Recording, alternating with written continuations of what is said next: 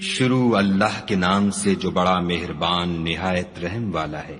جتنی امتیں یعنی قومیں لوگوں میں پیدا ہوئیں، تم ان سب سے بہتر ہو کہ نیک کام کرنے کو کہتے ہو اور برے کاموں سے منع کرتے ہو اور خدا پر ایمان رکھتے ہو۔ اور اگر اہل کتاب بھی ایمان لے آتے تو ان کے لیے بہت اچھا ہوتا۔ ان میں ایمان لانے والے بھی ہیں لیکن تھوڑے، اور اکثر نافرمان ہیں، اور یہ تمہیں خفیف سی تکلیف کے سوا کچھ نقصان نہیں پہنچا سکیں گے۔ اور اگر تم ان سے لڑیں گے تو پیٹھ پھیر کر بھاگ جائیں گے، پھر ان کو مدد بھی کہیں سے نہیں ملے گی۔ یہ جہاں نظر آئیں گے ذلت کو دیکھو گے کہ ان سے چمٹ رہی ہے، بجز اس کے کہ یہ خدا اور مسلمان لوگوں کی پناہ میں آ جائیں۔ اور یہ لوگ خدا کے غضب میں گرفتار ہیں اور ناداری ان سے لپٹ رہی ہے، یہ اس لیے کہ خدا کی آیتوں سے انکار کرتے تھے اور اس کے پیغمبروں کو ناحق قتل کر دیتے تھے، یہ اس لیے کہ یہ نافرمانی کیے جاتے اور حد سے بڑھے جاتے تھے۔ یہ بھی سب ایک جیسے نہیں ہیں۔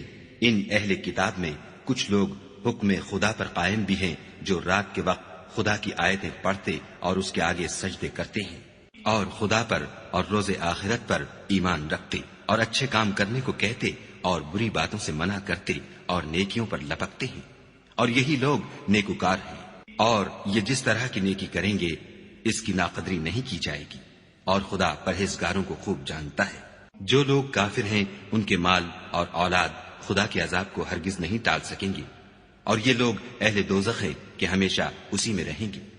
یہ جو مال دنیا کی زندگی میں خرچ کرتے ہیں اس کی مثال ہوا کسی ہے جس میں سخت سردی ہو اور وہ ایسے لوگوں کی کھیتی پر چلے جو اپنے آپ پر ظلم کرتے تھے اور اسے تباہ کر دے، اور خدا نے ان پر کچھ ظلم نہیں کیا بلکہ یہ خود اپنے اوپر ظلم کر رہے ہیں۔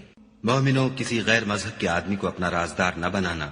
یہ لوگ تمہاری خرابی اور فتنہ انگیزی کرنے میں کسی طرح کی کوتاہی نہیں کرتے اور چاہتے ہیں کہ جس طرح ہو تمہیں تکلیف پہنچے۔ ان کی زبانوں سے تو دشمنی ظاہر ہو ہی چکی ہے، اور جو کینے ان کے سینوں میں مخفی ہیں وہ کہیں زیادہ ہیں۔ اگر تم عقل رکھتے ہو تو ہم نے تم کو اپنی آیتیں کھول کھول کر سنا دی ہیں۔ دیکھو، تم ایسے صاف دل لوگ ہو کہ ان لوگوں سے دوستی رکھتے ہو حالانکہ وہ تم سے دوستی نہیں رکھتے، اور تم سب کتابوں پر ایمان رکھتے ہو اور وہ تمہاری کتاب کو نہیں مانتے، اور جب تم سے ملتے ہیں تو کہتے ہیں ہم ایمان لے آئے ہیں، اور جب الگ ہوتے ہیں تو تم پر غصے کے سبب انگلیاں کاٹ کاٹ کھاتے ہیں۔ ان سے کہہ دو کہ بدبختو، غصے میں مر جاؤ، خدا تمہارے دلوں کی باتوں سے خوب واقف ہے۔